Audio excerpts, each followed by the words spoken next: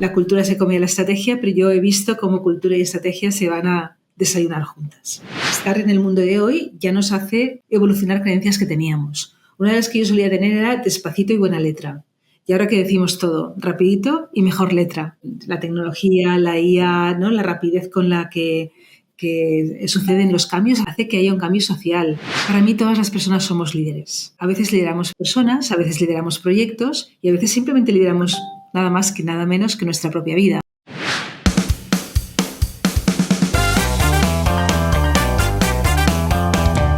Bienvenidos a HR Inspirados, el podcast donde junto con mi compañero Diego cada semana entrevistamos a una persona sobre un tema de ámbito organizacional o de la gestión de personas. Diego.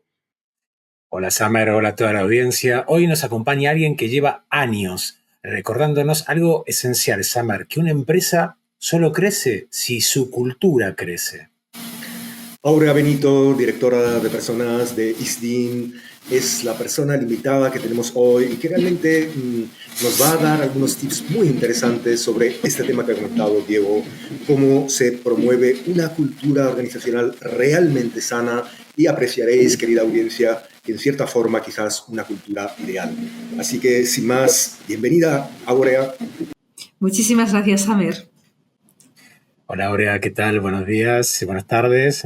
Y Hola, bienvenida a nuestro podcast y seguramente nuestra audiencia, tanto de Latinoamérica como de España, estará encantada de conocerte un poquito más.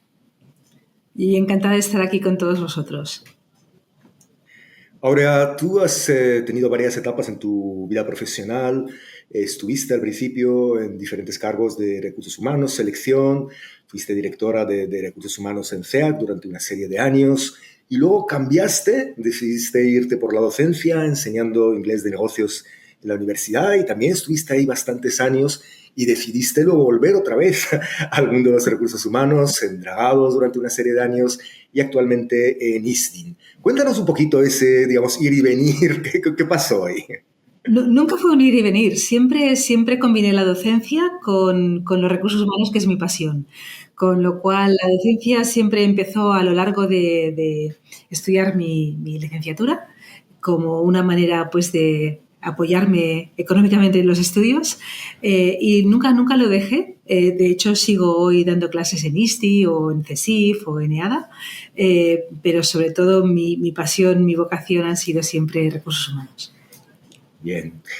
En las diferentes empresas en las que has estado y has estado bastante tiempo, ¿has visto diferencias culturales? Porque tú te has especializado mucho en el tema de la cultura organizacional, entre otros asuntos, ¿no? ¿Has visto grandes diferencias entre las culturas organizacionales de unas y otras empresas o al final más o menos todos igual? Yo creo que una cultura es la identidad de una empresa, con lo cual una manera de ser. Una manera de ser, de hacer, son creencias compartidas. Y es verdad que he estado en sectores muy diferentes. He estado en el grupo CEAC, he estado en Dragados, he estado, por supuesto, en ISDIN. Y cada compañía tiene su identidad, sus valores y sus maneras de hacer y de estar en el mundo.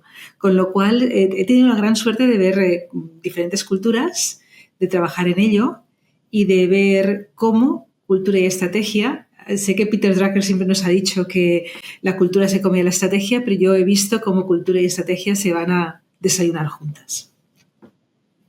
Dices algo muy interesante sobre que también me gusta mucho el tema de las creencias compartidas, ¿no? Que forma parte de lo que estás hablando, de la cultura, el desarrollo organizacional.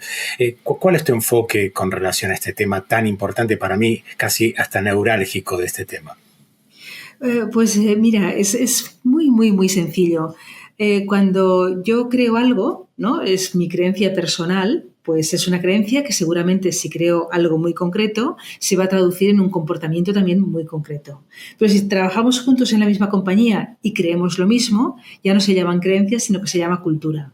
Y ya los comportamientos seguramente van más allá de comportamientos y se traducen pues en procedimientos y en maneras de hacer conjunta. Y todos sabemos que creencias son compartidas, forman la cultura, pero poco hablamos de cómo se forma una creencia. Y creo que eso es muy interesante, porque al final No hay culturas mejores y peores, sino que están en función de una estrategia, la que sea, y esa estrategia está al servicio del propósito de esa compañía. Con lo cual, las creencias se forman de dos maneras, o por repetición o por una emoción fuerte. Ejemplo muy sencillo, si tú quieres. A veces puede ser, no tiene por qué ser el caso, alguien que no le gustan los perros o que no le hacen mucha gracia, es porque a lo mejor de pequeño o de pequeña algún perro le asustó o vio que mordía a alguien. Esto es una emoción fuerte y hace que en un momento determinado pues, sea muy precavido o precavida con los animales domésticos. O la moda, gracias a la frecuencia, es capaz de cambiar nuestras creencias sobre un estilo de vestir casi sin darnos cuenta. A veces nos pueden gustar, es un decir, los pantalones de pitillo, pero de repente se ponen de moda los pantalones anchos y tú necesitas pantalones y no encuentras ninguno de pitillo y al final piensas, pues me quedan bien y no entiendes cómo una vez te pudieron gustar otro tipo de pantalones. Con lo cual, qué interesante saber qué es aquellos valores que te van a permitir impulsar la estrategia de negocio, que vayan muy de la mano y que por repetición y por liturgia vayamos conformando esas creencias compartidas como equipo que nos van a permitir ir más lejos. Sin embargo, Aurea, me has dicho que no hay culturas mejores ni peores, ¿no? ¿Realmente piensas que es así? Es decir, que no hay culturas que, por ejemplo, que pueden ser tóxicas, que pueden ser perjudiciales para cualidades como las que hoy se buscan de, por ejemplo, innovación, creatividad, iniciativa, todo ese tipo. ¿Realmente crees que las culturas, no hay mejores culturas o peores culturas? Es muy buena pregunta, claro, no soy para nada nihilista, ¿no? Con lo cual, obviamente, es verdad que a veces hay entornos tóxicos y eso pues no lo puedo validar, ¿no? Y de hecho, en la misma línea, ¿no? Que muchas veces decimos todas las ideas son respetables. Y pienso que no, que lo que es respetable es el derecho de cada uno a decir aquello que piensa, pero que a veces podemos pensar algo que es absolutamente absurdo o que es tóxico y por eso esa idea no es respetable. Yo no me refería, no entraba en toxicidad, sino que entraba que a veces una cultura puede ser client first. Y se trabaja de una determinada manera para asegurar que esto es así. Mientras que otra cultura puede ser de otro estilo. Yo me refería más a tipos de creencias que apoyan una estrategia u otra. ¿Y cómo puedo, perdona que incida en el tema anterior también, cómo podemos buscar un punto de enlace, de culturas compartidas en plena transformación social y generacional, ¿no? Habiendo tanto abismo entre organizaciones todavía de elefantes, ¿no? Con generaciones que se mueven y a un ritmo absolutamente dinámico y con otra mentalidad. Sí, y seguro que podríamos hablar mucho de generaciones, pero es que tú decías antes, Diego, es que es más social para mí que generacional. Porque el estar en el mundo de hoy ya nos hace, de alguna manera, evolucionar creencias que teníamos. Una de las que yo solía tener era despacito y buena letra. Y ahora que decimos todo, rapidito y mejor letra. Con lo cual, la tecnología, la IA, ¿no? La rapidez con la que suceden los cambios, aprietas un botón y esperas que ocurren cosas, hace que haya un cambio social. Es verdad que gente muy joven puede buscar pues la flexibilidad como un valor, pero yo creo que también la gente de 50 y 60 quieren tener entornos flexibles, que no es patrimonio de una generación, o el work-life balance o el propósito no es patrimonio de una generación, sino que al final es un cambio social que va mucho más allá y trasciende las edades. Por lo tanto, en este sentido creo que hay que trabajar creencias que te ayuden. Yo puedo comentar el caso de ISDIN, ¿no? Tenemos un propósito muy claro que es inspirar para que las personas disfrutemos de vidas sanas, felices y bonitas. ¿Y qué creencias nos ayudan? Una es la curiosidad. ¿Por qué? Porque la curiosidad nos lleva a innovar. Si cuestionamos aquello que pensamos y vemos constantemente nuevas maneras, eso nos lleva a innovar. Y a mí me encanta poner el ejemplo de no descubrimos la luz de la bombilla tratando de mejorar la iluminación de la vela, sino cuestionando completamente la manera como iluminar. Con lo cual tienes que entender, si tu compañía es innovación, qué valores te van a ayudar, por lo tanto, qué creencias van a sustentar esos valores y que van a formar la cultura de tu compañía. Y entonces, para impulsar esa curiosidad que lleva a la innovación, ¿qué tipo de entorno intentáis crear? Yo te he oído hablar de términos como amor, como belleza. ¿Cómo incorporáis ese tipo de vocablos vuestra cultura organizacional? Bueno, nosotros tenemos un tagline de marketing que resumimos el mensaje que es al mundo es Love Your Skin, ama tu piel, y pensamos que es un mensaje que nos damos hacia adentro y luego irradiamos hacia afuera.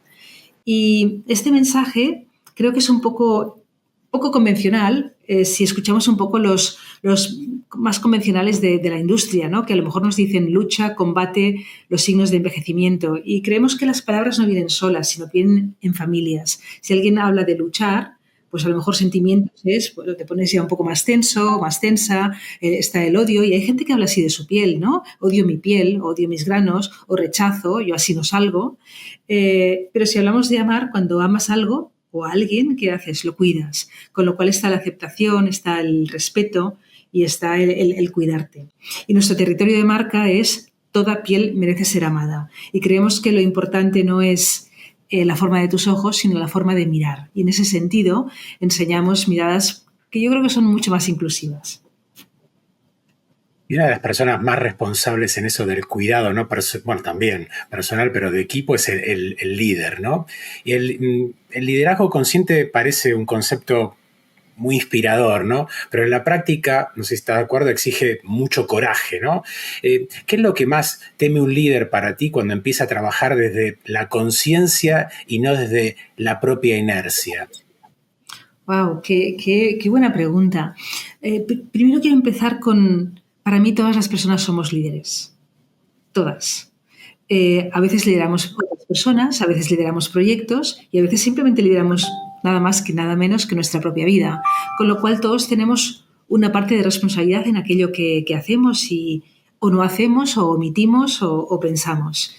Y yo creo que seguramente cada persona, al final cada líder es una persona, tendrá temores diferentes. Hay líderes que tendrán miedo al fracaso, habrá líderes que tendrán miedo al error, habrá líderes que tendrán miedo a defraudar. Depende, ¿no? Y depende hacia dónde está nuestra motivación. Si nuestra motivación es el éxito, nuestro driver principal es tener éxito, el miedo asociado es el fracaso. Si nuestra motivación es la gente, el estar, ¿no?, en contacto con los demás, el peor miedo es el rechazo, el que te excluyan. Si nuestra mejor manera para entender el mundo es hacerlo todo perfecto, pues nuestro miedo será no quiero equivocarme. Con lo cual tenemos múltiples miedos, pero al final son muy comunes a las personas, ¿no? En diferente proporción, pero son los miedos principales. Además del miedo a perder el trabajo, claro. Ahora, yendo a sistemas de recursos humanos, ¿no? Yo te he oído poner en duda algunas de las prácticas que durante las últimas décadas han sido más implementadas en las organizaciones de un cierto tamaño, ¿no? Como los temas de planes de carrera, las job descriptions, incluso la evaluación del desempeño. Cuéntanos un poquito tu visión sobre estos sistemas, en general los sistemas de recursos humanos. Bueno, yo siempre he pensado que es bonito cuestionarnos a nosotros mismos, ¿no? Igual que no vestimos igual ahora que hace 10 años, también es interesante revisitar las creencias que tenemos, que nos sirvieron en un momento determinado, pero que vamos evolucionando a medida que evoluciona el entorno y crecemos como personas y profesionales. Y yo una de las ideas que más me mueven es ver el área de personas de fuera hacia adentro. Y esto fue motivado porque una vez fui a un desayuno donde todos éramos profesionales de la función y vino una persona de marketing, de una organización que todos conocíamos. Y se había equivocado de día, pero le dijimos, somos de recursos humanos, vente y desayuna con nosotros. Y sabíamos que su compañía era y es muy conocida por prácticas muy vanguardistas de recursos humanos. Y le preguntamos por coaching, por el mentoring, por los planes de carrera, y dijo que de eso no tenía nada en su compañía.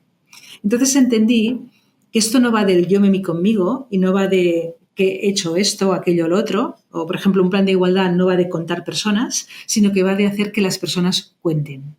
Y por lo tanto que HR no va de HR, sino que va de asegurar que tiene una organización preparada para competir muy bien en el mercado. Y cuando entiendes esto, a lo mejor la trayectoria profesional es aún más interesante que un plan de carrera, porque un plan de carrera te lleva a donde, a correr, ¿no? Y a lo mejor esto no va de correr porque te la pegas antes, sino va de construir bien una trayectoria profesional sólida que te lleve a ser una mejor persona y un mejor profesional y que te lleve a disfrutar de tu trabajo y de hacer equipo y por lo tanto de llegar más lejos. Y así un poco en todos los procesos quizás más tradicionales, ¿no? Que hay que cuestionar un job description que está muy bien, pero está muy bien en un momento, siglo XX, donde conocíamos el patrón de éxito, porque era un mundo predecible y estable. Hoy no lo es. Y entendemos que hemos pasado de el querer saberlo todo a querer aprenderlo todo. Y por lo tanto un job crafting donde tengas espacio a la creatividad y a ir dibujando cómo puede enriquecerse tu aportación en la función, sea la que sea, sustituye a lo que es la job description tradicional. Y en ese sentido me gusta cuestionarlo, simplemente. ¿Y cómo ves ese marco hoy aplicado en el mapa real, por ejemplo, de España? Bueno, estamos en conexión con toda América Latina, pero ¿cómo ves el escenario real que estás comentando en las empresas hoy actualmente? ¿Se da esa posibilidad, se da ese espacio, se da ese cambio de mentalidad o de trabajo que estás describiendo? En algunas más, en otras menos, pero al final creo que hay como, de nuevo, ¿no? Una tendencia social que las personas queremos encajar, estemos donde estemos. Y yo creo que encajar, si vamos un poco a la etimología, es intentar meter las personas en cajas. Y las personas somos mucho más. Si vamos a la job description tradicional, si vamos al organigrama tradicional, a lo mejor lo que nos estamos perdiendo es lo mejor de las personas. Lo que pone en un contrato es que a lo mejor yo trabajo de 9 a 5, ¿no? Y esto puedo hacer el check, pero al final dirigimos voluntarios y voluntarias que quieran darnos lo mejor de sí mismos, que quieran cuestionarnos, que quieran ir más allá cuando la ocasión lo requiere. Por lo tanto, creo que cada vez más lo que esperamos de la gente es que nos dé lo mejor de sí mismo y de sí misma. Y en ese sentido, creo que ya estamos viendo muchos fenómenos como, ¿no? La gente que cada vez pues está buscando más propósito en una compañía y no solo propósito, sino se mueve también por temas de sostenibilidad y otras cuestiones que antes no es que no nos preocuparan. Yo a veces pienso, ¿no? Todo lo que pasó con Greta Thunberg, ¿cuántos podíamos pensar en el siglo XX que una niña de 12 años haría un shake al mundo en temas de, ¿no? Hacia dónde vamos y el calentamiento global? Y eso en el siglo XX era impensable porque ninguna niña de 12 años tenía acceso al mundo. Y hoy todos nosotros tenemos acceso al mundo a través de la pantalla de nuestro móvil. Por lo tanto, yo creo que la tecnología nos abre entornos y contextos que antes no teníamos. Y antes era impensable, siempre era, no hables con extraños. Y ahora que nos vamos a dormir a casas de extraños. ¿Por qué? Porque la tecnología lo permite. Y cogemos un Uber, pero también un Airbnb, simplemente porque vemos que un lugar tiene un rating y nos fiamos de que muchos usuarios han dicho que esa casa es un lugar donde no puedas estar porque hay un buen anfitrión, lo que sea, ¿no? Por lo tanto, pienso que el mundo está evolucionando, está cambiando y nosotros con él, y que es un cambio social y que ha venido a quedarse. Y ese cambio social que al final se va a las organizaciones y también en sentido contrario, ¿no? Porque también los cambios en las organizaciones afectan a las sociedades. ¿Tú hacia dónde crees que vamos a ir? Has hablado de que antes las organizaciones tenían, por ejemplo, pues era más un organigrama quizás más estricto, más jerárquico. ¿Hacia dónde crees que vamos a ir a evolucionar? ¿Cómo van a ser las organizaciones del mañana según cómo tú estás viendo, va evolucionando la sociedad y las propias organizaciones? Bueno, es posible que el proyectograma sustituya al organigrama, que la redarquía sustituya a la jerarquía, que los criterios de sostenibilidad, de propósito, de valores, de compliance sean cada vez más relevantes, que la capacidad de aprender sea más importante que el track record, que el potencial vaya tomando su rol, que le demos la vuelta al paradigma de la job description para ver a las personas en toda su dimensión y no en su versión reducida. Y se trata de que las personas cada vez sean más grandes y no más pequeñas, ¿no? Porque somos al final personas a tiempo completo y a veces profesionales a tiempo parcial.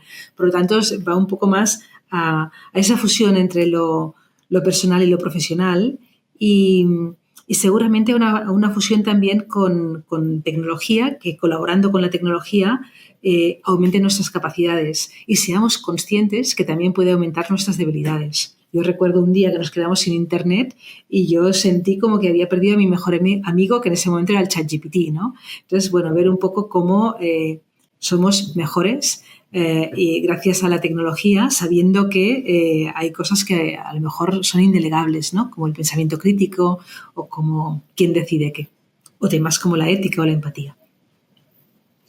A menudo hablamos de incoherencias culturales como si fuese un fallo del sistema. ¿Cuál dirías que es la incoherencia más silenciosa pero más dañina dentro de una empresa, de una organización? Bueno, que haya un gap entre lo que dices y lo que haces. Eso yo creo que penaliza muchísimo. Y a veces somos muy poco conscientes y por lo que sea, a mí me recuerda un poco, no sé si conocéis el cuento del emperador va desnudo.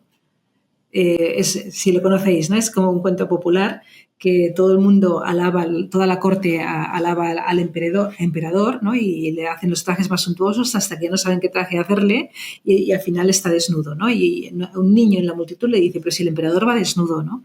Yo a veces creo que lo peor que puede pasar es que la incoherencia sea tan grande que la gente ya haya dejado de hablar y de cuestionar y por lo tanto de señalar aquello que no funciona, porque mientras esto ocurra hay oportunidades importantes de mejorarlo. Bien, volviendo ya que has mencionado el tema de ChatGPT, la inteligencia artificial y demás, ¿a quién ve decir que en un futuro vamos a estar, a lo mejor, no sé, si tú te ves liderando equipos de personas, pero a lo mejor también de agentes de IA, ¿no? Y colaborando, porque claro, ahora mismo es verdad que la IA, digamos, es como un potenciador, un aumentador, ¿no? de las capacidades cognitivas y demás de las personas, pero vamos hacia a una línea en la que también tengan una cierta autonomía, sean capaces de tomar ciertas decisiones. ¿Tú te imaginas siendo la directora de personas y de agentes de IA en un futuro, colaborando y dirigiéndoles? A ver, de hecho ya hay alguna compañía, ya ha salido en medios, ¿no? Donde el CEO o la CEO es una máquina. O ya tenemos influencers que el influencer también es un avatar, ¿no? Con lo cual, esto ya está ocurriendo.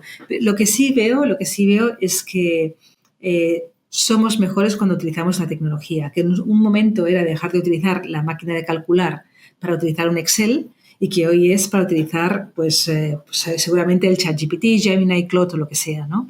Y que lo interesante es ver cómo potenciamos nuestras capacidades gracias a la tecnología sin perder pues esas facultades que nos hacen humanos y que es lo que queremos seguir potenciando para que una persona siga prefiriendo a una persona para ciertas cosas. Bien. Muchas veces las empresas defienden la idea de poner a las personas justamente en el centro, pero en el día a día se imponen, bueno, como es lógico, ¿no? Otras urgencias. Pero ¿qué comportamiento concreto diferencia a quien lo dice de quien realmente lo hace? Bueno, yo creo que en la toma de decisiones. Esto se ve en la toma de decisiones. Cuando pones a alguien en el centro o no. Creo que cuando nos escondemos detrás de un Excel, por ejemplo, ¿no? Y decimos, lo siento, esto ha sido un tema de X, de sistema, de proceso, de tal, para no posicionarnos, no estamos poniendo a la persona en el centro. Cuando evitamos una conversación difícil, porque pensamos, si voy a dar este feedback, a lo mejor el otro se lo toma mal y yo, por si acaso, no me quiero meter en líos, no estamos poniendo a la persona en el centro. Hay muchas cosas en el día a día que nos delatan. Aquello que creemos solo lo podemos observar en nuestro comportamiento. Y cuando el comportamiento y lo que decimos no están en sintonía, ahí es donde se produce el desequilibrio. Ahora vamos a un área concreto del ámbito de la gestión de personas, que es el tema del aprendizaje, ¿vale? Tú has visto supongo que habrás visto grandes cambios en la forma en que se solía hacer las organizaciones. Hoy en día, ¿cuál crees que es la frontera? ¿Dónde tenemos que centrarnos en las tácticas de aprendizaje frente a cómo veníamos haciéndolo tradicionalmente? ¿Cómo lo ves tú? Bueno, yo creo que ha cambiado mucho en content and style, ¿no? Contenido y manera de hacerlo. En contenido, cada vez estoy viendo que la atención es un bien más escaso. Tenemos una atención reducida y lo que queremos son fórmulas rápidas para aprender un montón de cosas de manera gamificada, divertida, en el menor tiempo posible. Por lo tanto, aprendizajes donde haya que leer mucho. Yo recuerdo la última vez en el último mobile que iba visitando diferentes IAs, ¿no? Y pregunté, ¿y esta IA qué hace? Y me dijeron, bueno, dame cualquier libro, El Quijote, cualquiera, y dime en una serie de cuántos capítulos y cuántos minutos quieres que se convierta. Entonces piensas, bueno, el aprendizaje cada vez más son TED Talks o podcasts o hay otras maneras de aprender y creo que aprendizajes que son quizás más largos, que son de lecturas profundas, cuestan un poco más. Y a mí una de las frases que suelo repetir mucho a mis 3 hijos, que son jóvenes los 3, de 20 a 23 años, les digo que el titular nos permita desconocer la verdad, entrar no solo quedaros en la frase bonita o eso en el titular, sino que entrar en los matices, ir de lo evidente a lo sutil, porque si no, no veréis más allá de la punta de vuestra nariz. Con lo cual, qué bonito es profundizar, ¿no? Profundizar. Ahora solemos hablar de aprendizaje como una habilidad, ¿no? Pero en los equipos transformadores parece convertirse, creo, en una identidad colectiva. Por eso te pregunto, ¿qué distingue a una organización que aprende cosas de una que realmente se convierte de verdad en un aprendiz, ¿no? En su forma de trabajar? Bueno, la forma de trabajar es con iteraciones. No pretender tenerlo todo perfecto, sino ir iterando, tener un poco la idea, la dirección, ir iterando constantemente y, por lo tanto, ir mejorando con cada edición, ¿no? Y hay algunas tecnológicas que lo hacen. A veces lanzan productos que no son todavía la versión final, pero que gracias a los consumidores y usuarios van mejorando gracias al feedback compartido. Con lo cual, creo que de los puntos que te permite evolucionar este aprendizaje colectivo es la importancia que le damos al feedback. Un feedback realmente que queremos escuchar y que no entramos en la justificación, sino que entramos en querer entender qué nos están diciendo consumidores y gente que trabaja en la organización para seguir mejorando y cómo estamos en beta permanente y siempre en un proceso de mejora continua, donde no hay límite en esa mejora y donde nos permitimos cuestionarnos constantemente, cuestionar el status quo, lo que hacemos, cómo lo hacemos y sin límite. Eso sin duda requiere un tipo de cultura organizacional especial, donde haya seguridad psicológica, donde la gente se atreva a ese cuestionamiento sin pensar o creer que va a tener consecuencias negativas para ellos, para su carrera, ¿no? Sí. Eso que has dicho, Summer, es fundamental. Yo soy muy fan de Amy Edmondson, que profesora en Harvard de Leadership and Management, que es quien acuñó el término seguridad psicológica y que tenía justamente una hipótesis, trabajaba en hospitales y trabajó pues esta hipótesis de manera empírica. Ella tenía la creencia que las eminencias, los médicos que estaban en el top, estaban ahí porque cometían menos errores. Y se dio cuenta de todo lo contrario, que reportaban más errores que la media. ¿Y dónde era la explicación? La explicación es que sentían que estaban en un entorno donde podían asumir riesgos en el equipo. Y por lo tanto, el decir, me he equivocado, y eso a lo mejor ha costado una vida, pero he ido más allá para aprender y que la comunidad científica aprenda, es lo que les permitía avanzar y por lo tanto arriesgarse y destacar. Y eso en el día a día también, si yo cometo un error y me siento vulnerable y lo comparto y el resto del equipo lo ve como una manera de aprender, me invita a que si cometo otro error, pensaré que ayudo al compartirlo. Pero si lo que ocurre es que se me rechaza o se me expulsa de los mejores proyectos o me siento humillado o lo que sea, voy a esconder ese error. Es simplemente humano, ¿no? La gestión de consecuencias junto con el role model son los dos grandes moduladores del comportamiento humano. Por lo tanto, efectivamente, ¿no? El entorno psicológico seguro, que en el fondo tiene que ver con la confianza, ¿no? La confianza. A mí hay una frase que me encanta que es Dios existe cuando actuamos divinamente. La confianza tiene que ver con eso, con fe. Fe en uno mismo, digno de confianza en atreverse y fe en el otro, en el que va a actuar de forma generosa, íntegra y sin doble agenda. Con lo cual, confiar en uno mismo y en los demás para ir más lejos.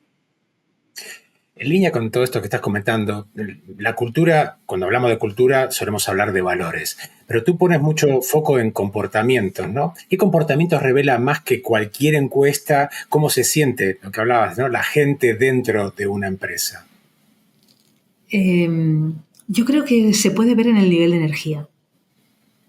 Es tan fácil y tan difícil como esto. Yo creo que para esto hay que transitar, ¿no?, entre lo evidente y lo sutil. Pero cuando tú entras en una compañía, o cuando tú entras en un avión, o cuando tú entras en un restaurante, tú ves si la gente que trabaja ahí se siente a gusto o no.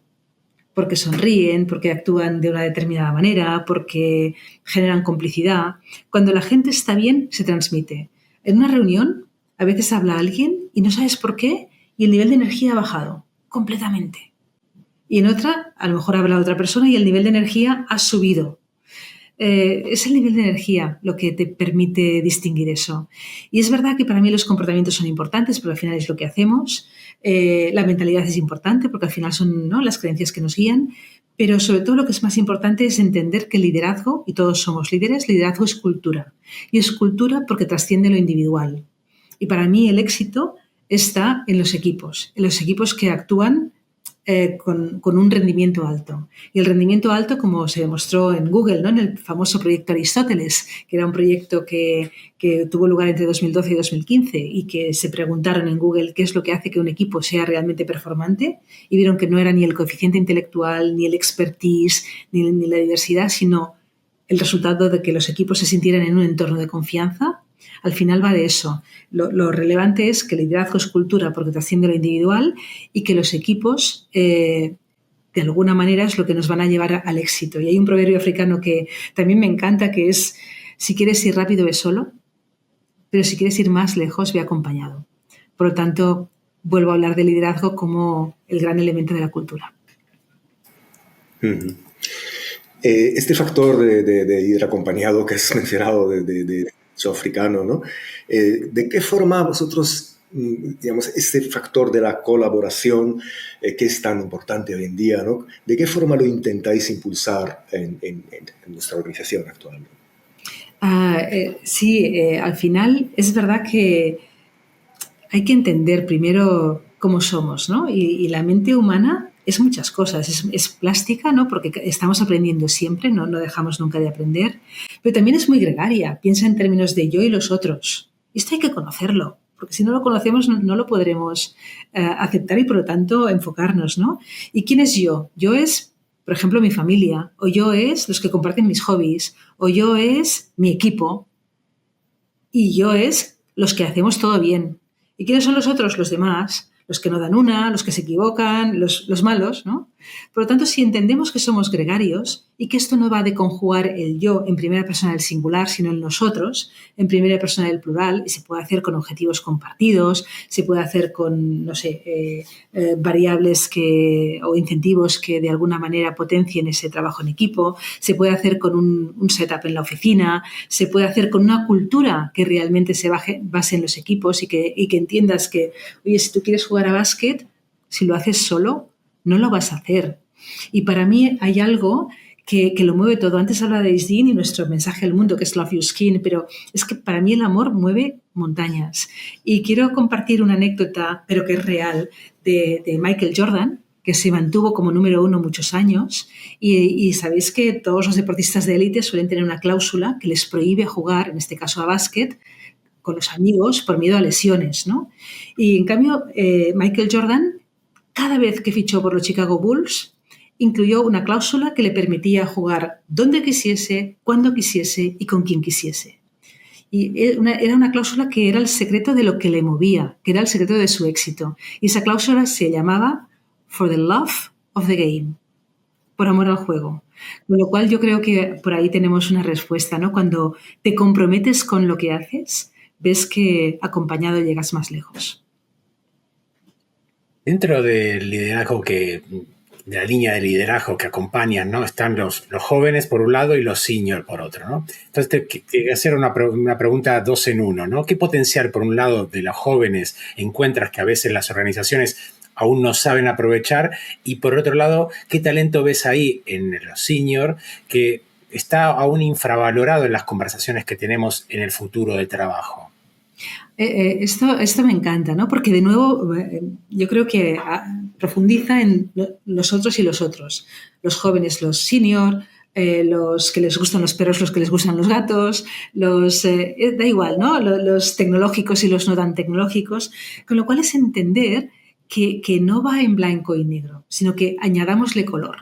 Y añadirle color es buscar un montón de matices. Y a veces tenemos más en común con gente que tiene valores y aficiones similares a nosotros, con independencia de la edad, que con otras personas que no. Pero es verdad que al final las generaciones compartimos una serie de creencias. Pienso que los jóvenes aportan energía, frescura, ilusión, una cierta, no sé, ganas de cuestionar las cosas porque no vienen con vicios de porque siempre se ha hecho así, ¿no? Y esto me parece maravilloso y creo que la gente que es más senior tiene esa capacidad de perspectiva y de cuando eres joven a veces eres muy vehemente y lo quieres todo ya y todo eso, o justo o injusto, blanco y negro, pero cuando vas aplicando la capa de la experiencia, eres capaz de elevarte, de ver perspectiva y a lo mejor de entender matices que de joven no entendías y no confundir acción con agitación o no confundir, oye, estamos pasando una mala época, somos muy malos y ahora una buena, somos muy buenos. A lo mejor ni tan malos ni tan buenos, sino que esto va de resiliencia y eres capaz de estar en estos matices y ofrecer pues esta perspectiva tan necesaria que el tiempo te da, ¿no? Y yo creo que a veces cuando eres muy joven sientes que te falta tiempo para todo. Y cuando vas cumpliendo años, a lo mejor entiendes que es más interesante la conciencia del paso del tiempo y que muchas veces perdemos esa conciencia. A mí me encanta aprender de todas las culturas, ¿no? Y la japonesa, la cultura tradicional, tiene en lugar de 4, 72 estaciones. 72. Y todas ellas muy vinculadas a la naturaleza, con lo cual les permite no solo conectarse con la naturaleza, sino con el paso del tiempo. Y tienen microestaciones como cuando los melocotoneros sonríen. O, por ejemplo, yo nací cuando la niebla se eleva. O otra estación es cuando florecen los primeros lotos. O cuando la hierba se pudre y se convierte en luciérnaga. Claro, ser tan descriptivos en el paso del tiempo te conecta mucho. Y a lo mejor entiendes que lo importante no es correr para llegar antes, que a lo mejor si corres tanto te la pegas primero. Y que la prisa nos arrebata lo que el tiempo nos da. Porque si corres, a lo mejor la prisa te quita foco. O a lo mejor te quita disfrute. Es como, check, ya tengo, ¿no? He tachado 10 cosas de mi lista. Bueno, ¿son las que teníamos que tener? ¿O es simplemente ya lo tengo? Y en este sentido, la paradoja es muy sencilla. El tiempo, cuanto más queremos atraparlo, más se nos escapa. Pero si lo vivimos el tiempo kairos, ¿no? El tiempo de calidad, si lo vivimos bien, nos regala algo infinitamente más valioso, infinitamente. Nos transforma. Maravillosa reflexión, Aurea. Para finalizar esta parte de la entrevista, tú eres, además de directora de personas en ISDIN, eres vicepresidenta de la Asociación de Directores de Recursos Humanos en España. ¿Cuál dirías que es actualmente las mayores, no sé si quieres las 3 mayores preocupaciones o temas de interés entre tus compañeros de profesión? Bueno, yo creo que uno de ellos, seguro, ¿no? Es cómo reinventarnos, ¿no? La IA está aquí para cambiarlo todo y a todos, ¿no? Tenemos que recordar quién usa a quién. Por lo tanto, es hacia dónde van las nuevas tendencias, cómo es el futuro del trabajo, qué vamos a dejar de hacer, qué es indelegable. Esas son preguntas que nos hacemos, ¿no? También creo que hay un cambio de contrato social y a lo mejor ahora, pues, o ahora no, hace un tiempo, la gente pensaba un trabajo para toda la vida, ahora pensamos varios trabajos en una vida, o a lo mejor lo que está por venir es yo trabajo en varios proyectos en paralelo cuando quiero, como quiero y no. Por lo tanto, ver un poco este cambio social. Y luego está todo el tema de comunidades de conocimiento, cómo somos capaces de ayudarnos en la función y ser capaces de compartir ese conocimiento que va a ser valioso para absolutamente todos. Genial. Como decía mi compañero Summer, llegamos a una parte especial final de este podcast. Solemos hacer algunas preguntas con respuestas cortas. Bueno, la pregunta es un poco más larga, pero te digo, si pudiera formular una única pregunta a un comité directivo para evaluar su cultura de manera honesta, ¿cuál sería? Enséñame tu agenda. Ahí veo lo que es importante para ese comité. No es lo que me van a decir, sino en la agenda. ¿Qué reuniones tienen? Aurea, te vas varias décadas atrás y te encuentras a la Aurea que empieza su carrera profesional. ¿Qué consejo le darías? Pues este no lo tengo que imaginar. Me lo dio mi padre una vez a mí. Estaba en un aeropuerto y me dijo, ¿qué ves? Y yo dije, gente con maletas yendo corriendo, ¿no? Para pillar un avión. Y entonces me dijo, y siéntate en las maletas. ¿Qué ves en las maletas? Y yo, de todos colores, de todos tamaños, unas con ruedas, otras no. Y me dijo, ¿pero qué más ves? Bueno, pues unas son más viejas, otras son súper nuevas. Y me decía, ¿pero qué más ves? Y yo ya no veía nada más. Y en este tránsito de lo evidente a lo sutil me dijo, las maletas van a muchos sitios, están por todo el mundo. Van a Estados Unidos, van a China, van a Japón, van a Vietnam, van a todos los sitios. Y solo vuelven más viejas. Asegúrate que tú no vives tu vida como una maleta. Qué bueno. Buenísimo. Y además de un aprendizaje que te cambió. Un aprendizaje que me cambió. Pues posiblemente uno que me dio el presidente actual de la compañía donde estoy, hace ya casi 20 años, me dijo, te voy a dar feedback. Yo subí a su despacho con mucho, mucho respeto, ¿no? Porque además le respeto muchísimo. Y subí, me acuerdo, con una libreta y un boli para apuntar todo lo que me iba a decir y mejorarlo. Y me dijo, no necesitas libreta ni boli. Y yo pensé, tengo que grabarme sus palabras. No se me puede olvidar nada. Y me dice, no. Es que no va de hacer. Va de ser. Y te pido que te lo creas. Créetelo. Cuando estás en una reunión, sé que la reunión va a ir bien. Con lo cual, simplemente créatelo. Está ahí. Y yo eso lo agradecí mucho porque muchas veces pensamos que no somos suficiente, que no lo hacemos suficiente bien, y está muy bien la autocrítica, pero también está muy bien vivir las cosas intentando dar lo mejor de nosotros mismos y desear que sea suficiente, ¿no? Incorporando siempre cambios y mejoras, pero simplemente ser quienes somos, desde nuestra autenticidad. 3 palabras que definen cómo la gente te ve a ti. Me gustaría que fueran humanidad, humildad y humor. Todos con H. Si tienes que dejar un legado a todo el mundo, ¿qué frase te gustaría que te recuerden? Esta frase no es mía, pero me encanta y la repito muchas veces. Es de Eleanor Roosevelt, que es I don't care how much you know until I know how much you care. Por lo tanto, es que me recuerden como alguien que se comprometió y le importó. Y para finalizar, Aurea, ¿algún deseo, algún sueño que te haga particular ilusión todavía cumplir?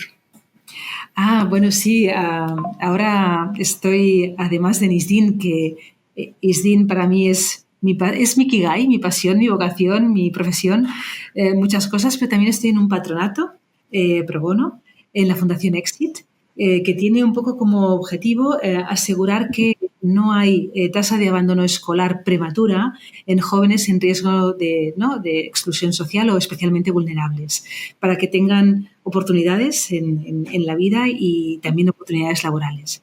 Y yo creo que en el momento de la vida donde sientes que tienes que devolver parte de lo mucho que recibes, es un momento también que es muy, muy rico y muy especial. Porque solo tenemos aquello que damos. Aurea, de verdad que ha sido un placer tenerte aquí. Desprendes bondad y también sabiduría. Así que tal como la gente cree que te ven, nosotros también así te vemos, como te has descrito. Muchas gracias, Samuel. Muchas gracias. Enhorabuena por lo que estáis haciendo en ISDIN, lo que estás haciendo, la cultura que habéis creado. Así que, de verdad, gracias de corazón por esta entrevista. Gracias, Diego. Gracias, Samuel. Gracias.